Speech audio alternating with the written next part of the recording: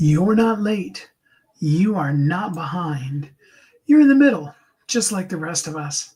Sometimes the middle is messy. Sometimes it feels really wonderful. But it's right here in the middle, right in the midst of life. The messy, the uncertain, the not in the exact place yet, the real place, the place where community and connection and reality happens. This is where breakthroughs are born. This is where the breakthroughs and where life, connection, honesty, reality, and your clarity is born. And this is where your connection comes from that true place of radical honesty and allows you to be radically generous. This is where people who get it find each other and can be together as the person that they were always meant to be. Hi, my name is Steve Kidd. I am a third generation minister, international best-selling author of now, oh my gosh, so many books. Yeah, of 39 books and counting. I help people write, publish, market their books to bestseller, everything that goes beyond that.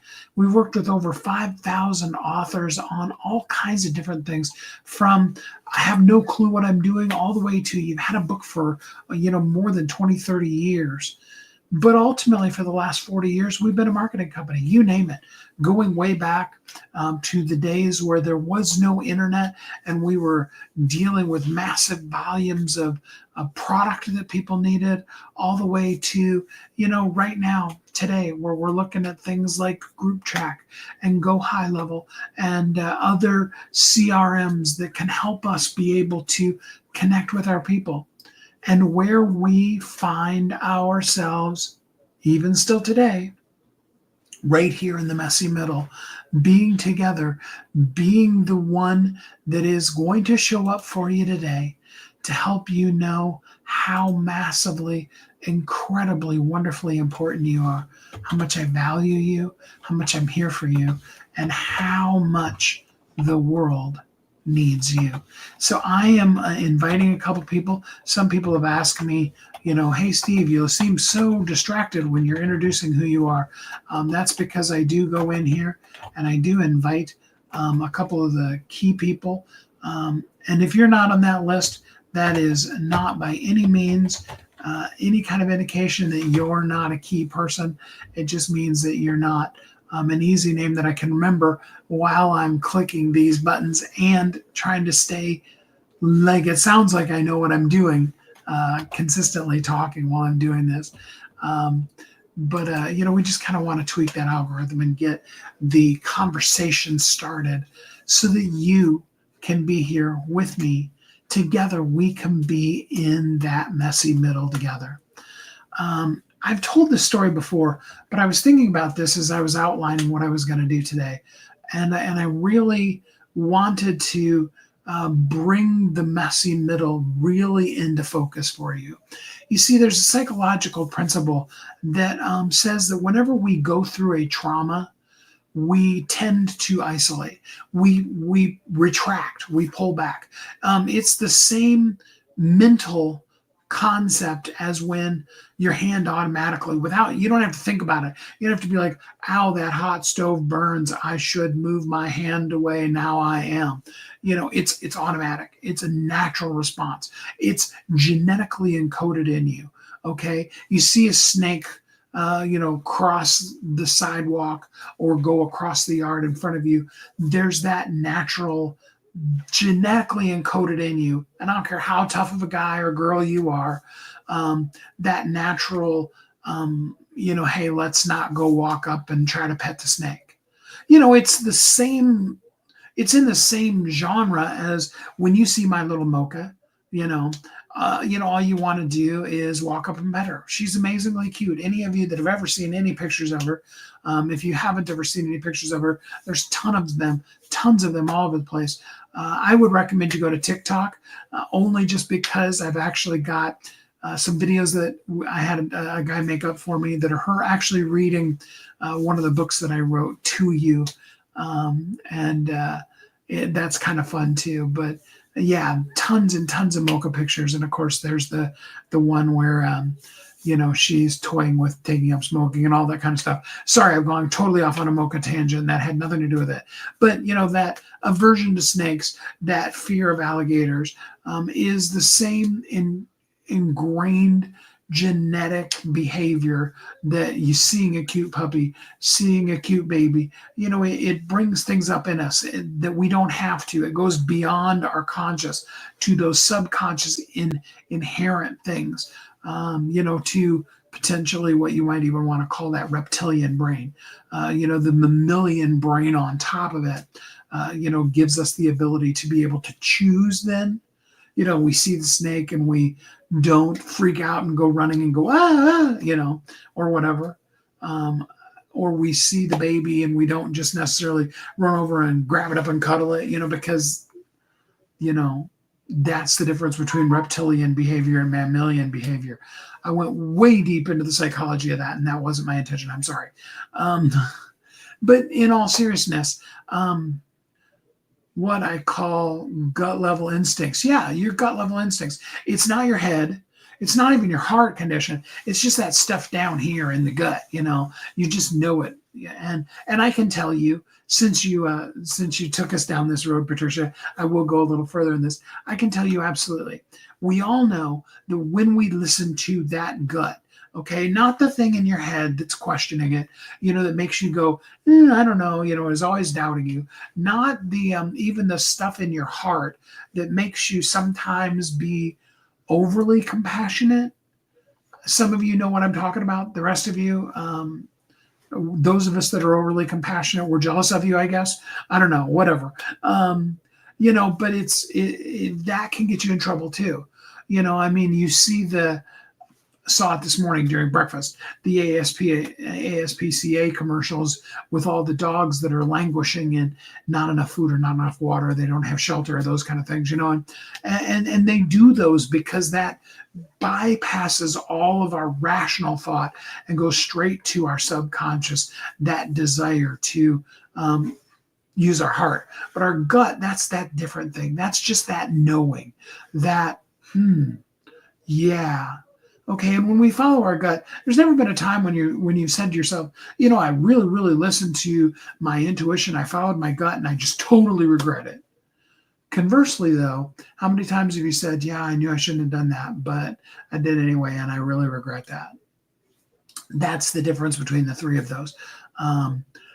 And so that same concept that makes us pull away from the fire, that makes us afraid of certain types of predatory animals, is the same thing that causes us on a psychological level to withdraw when a trauma hits us.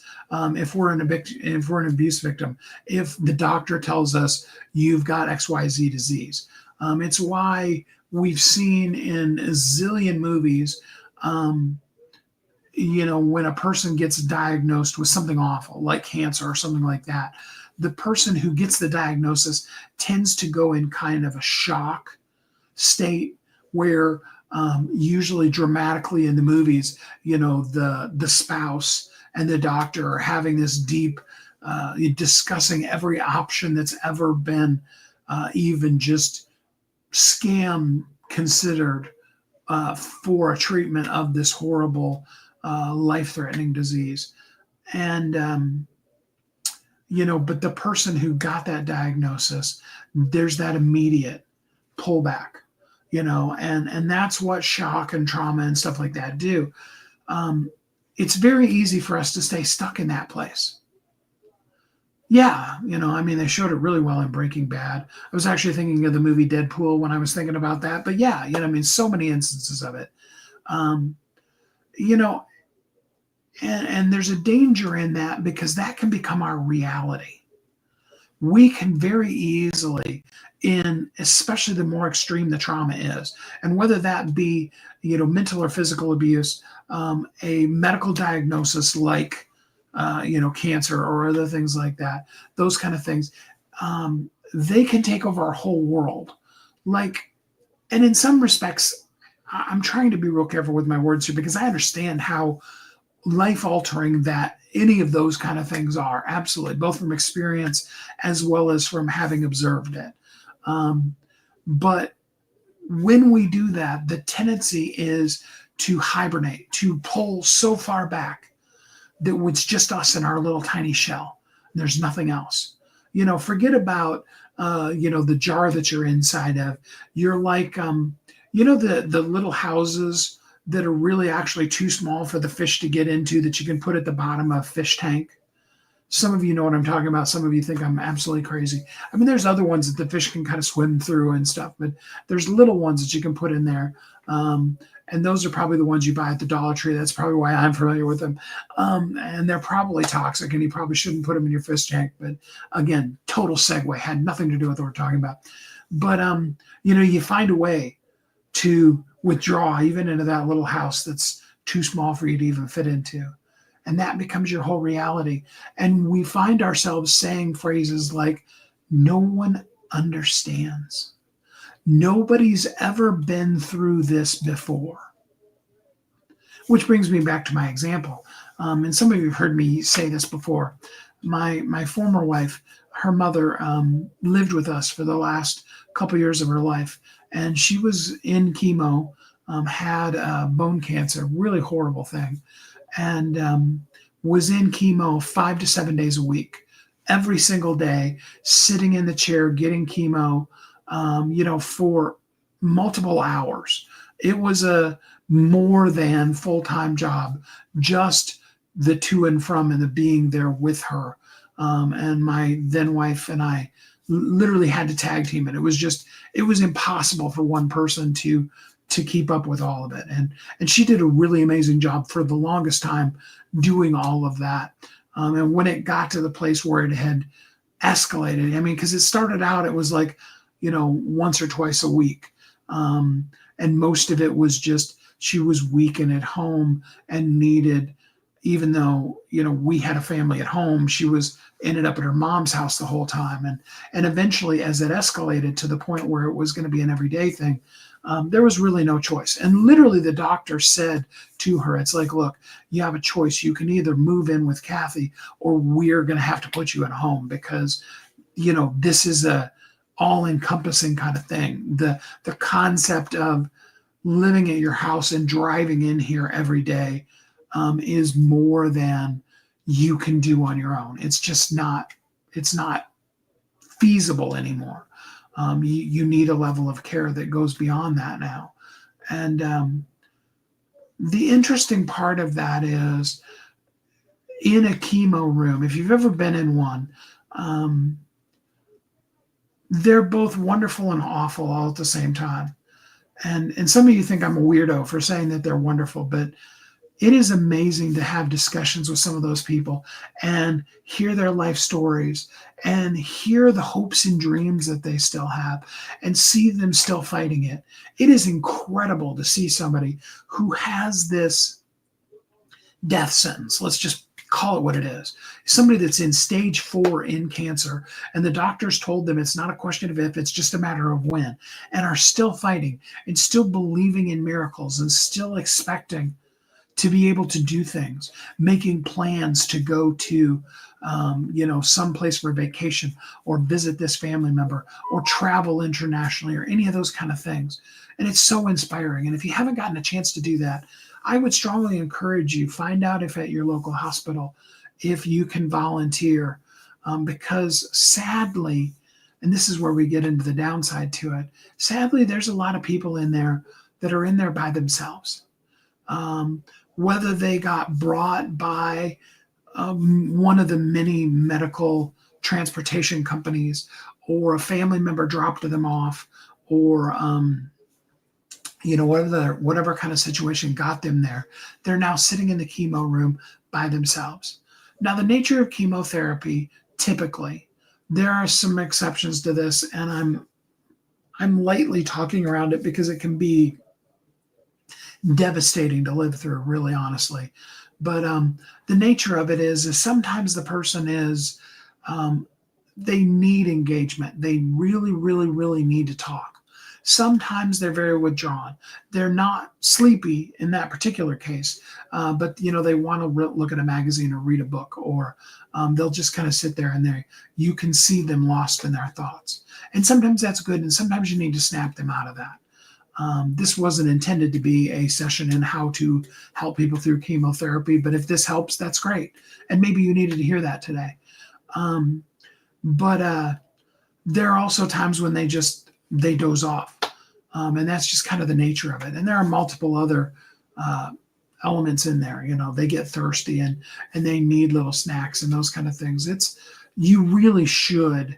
And I hope that none of you ever go through, if you needed to be in chemotherapy, that you'd have to go through it and sit in that room alone. But like I said, there are people that are in there by themselves. And to just go over and say, hey, I'm going to go get my mom, some ice water. Would you like some too? That can mean the world to some of these people. Now, I'm going to warn you up front. Okay, when you do something radically generous and totally, there's nothing in it for you, those people are going to latch onto you. Don't be surprised if they grab hold of your arm and they pull you down in the chair next to them, or they just pull you down towards them when there's not even a chair there, and they just start talking your ear off. Okay? Because they're lonely. They're there in this horrendous situation with the reality. You remember what we were talking about? They've withdrawn and they feel like they're completely all alone. Here's the saddest part of all of it. To a person, every single one of them, whether they've got somebody with them or not, I've heard them say, nobody understands what I'm going through. Now, I want you to visualize this. You need to really understand what I'm saying here, okay? There's a room full. In the particular hospital we were in, there was never less than 6 or 8 people. There were some days when it was really full, and there were 20 to 25 people in that one room. There were a few other days where there's actually additional rooms that they have available for it, and there was actually more than that.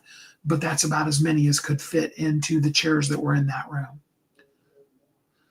Room of 25 people, all hooked up to an IV, which probably isn't in their arm. They probably have the direct one that goes up here, that goes straight to your heart, because, they don't want to tap a vein every single time when you're doing this every day. And they're in there, same as everybody else, feeling completely alone. That is the ultimate version of the messy middle. I could explain it to you in your own life. Because the messy middle, it looks like sack lunches for the kids, because, school lunches is, I don't even know what it is these days. It was $1 when I was in school, so I'm guessing it's probably $2 or $3 now. Heck, I don't know, maybe it's $5. Who knows? All right. And you forgot to go to the ATM or whatever, and you don't have the cash to give them. And the school has a really strict policy that it's cash only, no credit. And so the only thing you can do that particular day, because of circumstances, is try to make an exciting and entertaining sack lunch for the child who's mad at you because you didn't get them money in today's pizza day. You can tell I've been a parent, right? That's the messy middle too.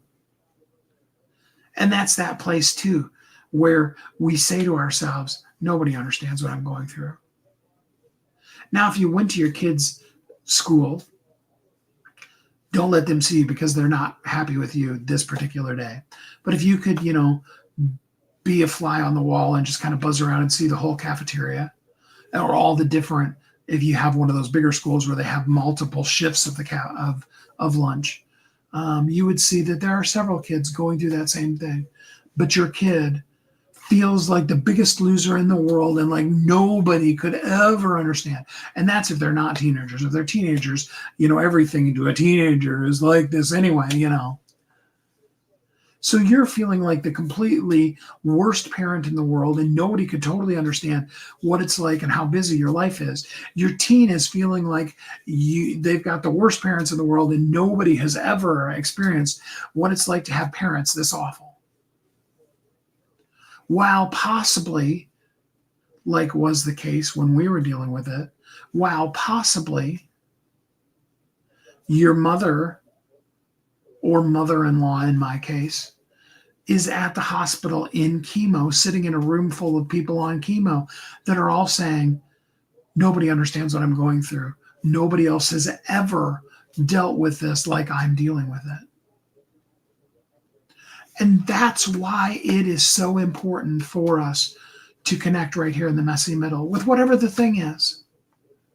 You see, when you compare being a 16-year-old who has to have, and I'm not even talking, like your mom makes you something weird and puts it in there, has to have, if I was talking 8-year-old, I'd say a Lunchable, that has the dessert packet in it and everything. Oh, woe is me. I've got the pizza builder thingies and a snack pack to go with it, but I didn't get to have the school lunch. You know how kids are. But in comparison to that, to the person who is in their last round of chemo, and the doctor said, whatever this does, this is going to be the last time we're going to do it. Those are night and day differences, but they're still both messy middles. They're where you are. They're what you're going through. And maybe you're a teen, or maybe you're a young adult. Maybe your messy middle is, oh my gosh, I blew it in grocery shopping and I overspent, and I was embarrassed to have them take things off. So I went ahead, because I did have the cash, and got all the stuff. But now I'm $50 short of paying my rent. And my landlord, he's not hearing it, because this will be the third time this year that I've been, I've had to call him and say, hey, can I be a week late on my rent until next week's check? And he's told me absolutely no more. And so your messy middle might be that $50. I had a mentor of mine that told me, he said, the only difference between you and the richest man in the world is the $100 you need today is the $100 million they need for the next project they're working on. And they need it today just as much as you need that $100. It's just, it's just the scale of things that's different. And if all they needed was $100 today, it wouldn't even stress them out at all. But the $100,000, that stresses them. The opportunity to buy a company for, $100 billion, whatever. And the real opportunity that is, and the total stress it puts on their life, because they're Elon Musk and they're worth, I'd have to look at it, whatever it is today, but let's just say $120 billion to give away all of your total worth, or borrow against your total worth is really what he would do. And be $100 billion in debt because it's a great opportunity to get the thing. That's his stress. Just like $10. Just like, your kid comes in stressed out over that $1 or $5 for the lunch. All of us meet the people we're meant to be connected with in that messy middle. I hope that was an articulate and elegant way for you to understand that messy middle and what is available for us to connect to people. What are our 3 C's? Clarity, consistency, connection. And how do we follow them? We go from wanting to connect, the heart condition of connecting, the consistently doing it, showing up as the best version of ourselves while it's called today. doing the things that we can do. Whether we pick up the phone and we go live for 5 seconds, or we do a 30-minute long, hour long. I mean, I was just in a training that I had to walk away from. That's why I was a few minutes late starting this, because the training was slated to be an hour, and I looked at the clock and it was already 8 minutes after 12. And I wanted to be here right exactly at 12 for you guys. Oops. That's my messy middle today. And I just showed up. And y'all love me. And you're here. And many of you are watching this on the replay, or you're watching a short, and you probably won't even hear this part of it, because when I do the short clips, whether they're 5 seconds long or they're 3 minutes long, stuff that I'm rambling like this doesn't make it, which is good because you don't really need them. But it's fun to watch, and it's a great drinking game for those of you that do watch me live or watch the replay and see the whole thing. This is my messy middle. Living in central Kansas. All the things that are the realities in my life, the telling you clearly, that, what was it, 7 weeks ago, something like, I think Thursday will be 7 weeks now, that I was done, totally quit my business. And somehow in a crazy conversation with ChatGPT that was the worst prompts ever, we're now here, 7 weeks in, doing this every single day. And I've added a whole new other tier of stuff that I'm doing in social medias to even make this even more betterer for you. I know I used more betterer a couple of days ago, and now I've managed to work it into my lives every one of the last couple of days. Isn't it great? Not good English, but it's fun to say. This is my messy middle right here. Some days I put on a collared shirt, and yesterday I got my hair cut. What do you think? I think it looks pretty good. It's got that kind of messy, nice look to it today, whereas yesterday it was all, like freshly cut and stuff. That's just life. Later on today, every single one of us is going to be faced with what's to eat. And if you got family, because if it's just you could opt into just like, it's not worth it. I'm just going to go to bed. I'll skip it. I'll eat tomorrow. We've all been there and done that. We've all been in that place where, for whatever reason, we drive through and grab. What did you grab the other day, Patricia? Taco Bell? Not because you were like sitting around going, now today, soon as I get done with this live, I'm dashing over to Taco Bell because that's what I got to have. Now there's somebody that's watching this is going, not me, man. I'm not. Now that you're talking about Taco Bell, that's where I'm going. Okay, that's what I'm having for lunch. You're welcome. Glad I could help you with that, your particular messy middle. And your people that are saying to themselves, nobody understands. No one else has ever gone through this. Nobody knows how broke I am. Nobody knows how much I'm struggling to get new clients. Nobody knows how I feel like I've got it, all of my framework and my websites and my landing pages and my social media approach and everything all together. And then I take another class and it totally blows it all up. And I'm completely messed up again and I don't know what all I'm doing. Nobody knows, as the song says, nobody knows the troubles I've seen, right? But what you can do is just choose, and you have the ability to make this choice. Choose to connect, to say, hey, here's our prompt, by the way.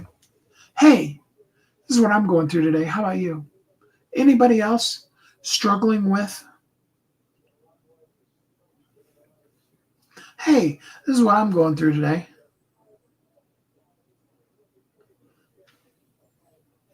Anybody else? Maybe you're, hey, this is what I'm going through today. I woke up this morning, and although when you sleep, you're supposed to recoup, my back hurt worse than it did when I went to sleep. And I still took my walk, and I'm feeling a little exhausted. And it's raining outside. And I'm trying to talk myself out of not using the rain as an excuse to do the second or even possibly third walk that I'm committed to doing, because I want to get healthy, because there's so many things to do. We've all got our stuff. And by just picking up the phone and just saying, hey, this is what I'm going through today. How about you? Anybody else relate to that? What's it like for you when you go through X? What's it like? You ask them if they're going through it. Even if you feel completely 100% alone and like nobody will understand. And even if you get no likes, no hearts, no hugs, no anything from it, remember, for every one person that makes an actual word comment, that would be what it would take for you to get. Let me do this a different way statistically. In order for you to get one comment, you need 99 other people to have seen your thing. And you need to have gotten to the place where you have 9 likes or hearts on your particular thing. You got to have 90 people, and those 90 almost always come first that are lurkers. I discovered something yesterday on YouTube. You can actually put out too many just back to back to back in a row YouTube videos. If you do more than 3 just continuously, like boom, ba boom, ba boom, ba boom, it stops showing it to people. And so you have, video 1 has like 40 or 50 views, and video 2 has like 100 and 150 views, and video 3 has like 200 views, and then video 4 has 0.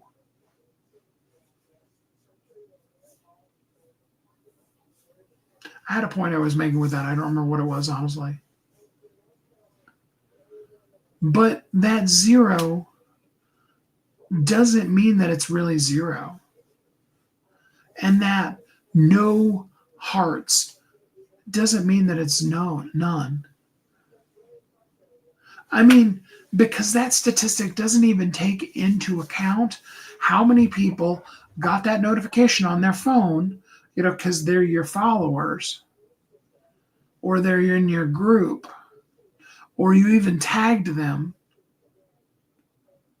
and they got that notification,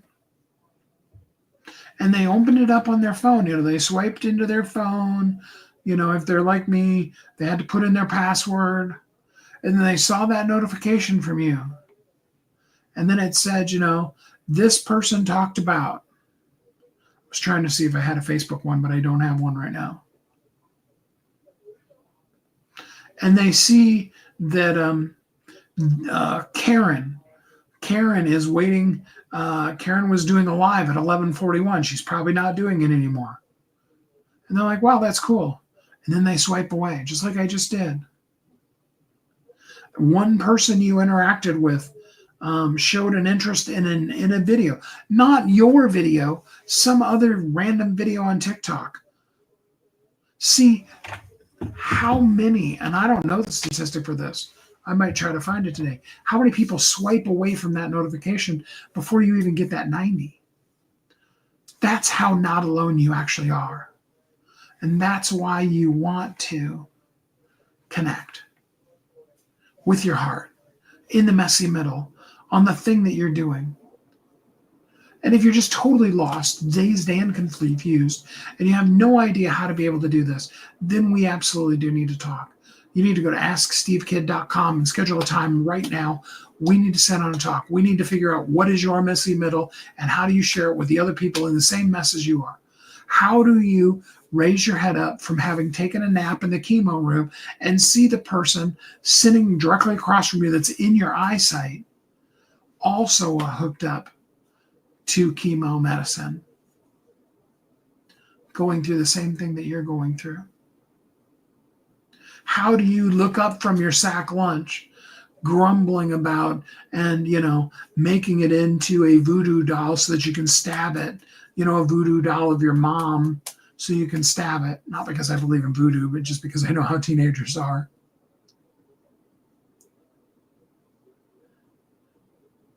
What if they looked up and saw maybe right across the table from them, there's another kid doing the same thing, only their voodoo doll is of their dad and they're ripping his arm off. Oh, yeah, other priorities come first and then you go live later. Sometimes you need to. Life comes at all of us. Sometimes you start your live 10 or 15 minutes late because your meeting runs over. Whatever. Meet with your people in the messy middle. If you need more clarity about your messy middle, drop the word clarity. If you're scared and you don't want to do it in the comments, drop the word clarity in a direct message to me and I'll get back to you. If you just know, hey, Steve, I need help, go to AskSteveKid.com. I go straight to my calendar, hop on, get a time. Let's talk. I'm here to help you. I'm here in the middle of my messy middle, taking a minute to put on a collared shirt today so that I don't look messy in my messy middle. I should have worn the shirt that was all, it made me look like a messy middle, just to make you feel better. And I should have, instead of running my fingers through my hair real quick, I should have left it all just kind of bleh, like it looked before I went live, just to let you feel comfortable in your messy middle. But trust me, I'm right there with you. And we're going to get through this together. That's what our community's for. That's more than anything else what Visibility Amplifier Community is a place for you to be visible right in the middle of your mess. Yes, you can join that too at visibilityamplifier.com. I'm here for you. Woke up 4 hours late, still going to go live today. I'm proud of you. That is amazing. And I'm also glad that you actually got to sleep in because you needed it. Yesterday was just a storm of life. That's the way life is. We all will meet again tomorrow in our messy middle, and we're going to continue connecting and talking about this amazing not aloneness that we have and the community that we are, so that we can move forward to the movement that we are orchestrating together and the movement that you are the leader for. Join me tomorrow in the messy middle. Thanks for being here today with me in the messy middle. And I hope that you have an incredibly great week.